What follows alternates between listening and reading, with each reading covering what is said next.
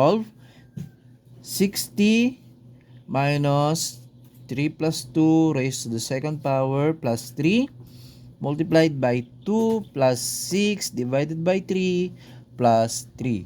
Okay guys? So to solve this problem guys is kailangan ulit nating sundin yung tinatawag natin na PEMDAS rule. So again guys, parenthesis, exponent, multiplication, division, addition, and subtraction. Okay?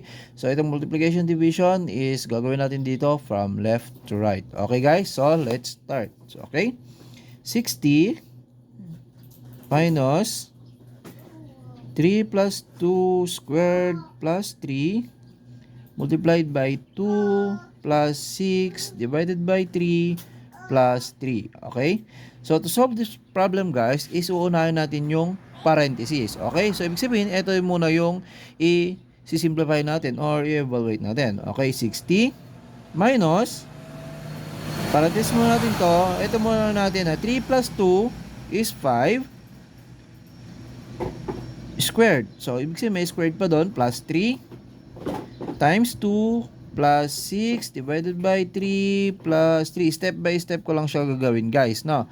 So 60 minus 5 squared is ibig sabihin nun is 5 times 5. Ibig sabihin 5 times 5 is 25 plus 3 is 28. Okay? 28 times 2 plus 6 divided by 3 plus 3. Okay?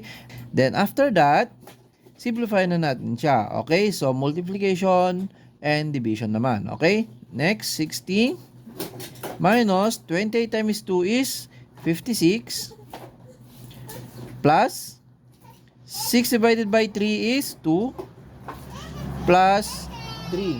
Okay? And then, natapos na natin yung multiplication and division, proceed na tayo sa addition and subtraction. Okay? So, kahit ano na yung mauna dyan, guys. Okay? 60 minus 56 is 4 plus 2 plus 3. Okay? So, 4 plus 2 plus 3 is equal to 9. Okay? So, our answer here is 9. Letter B. Okay?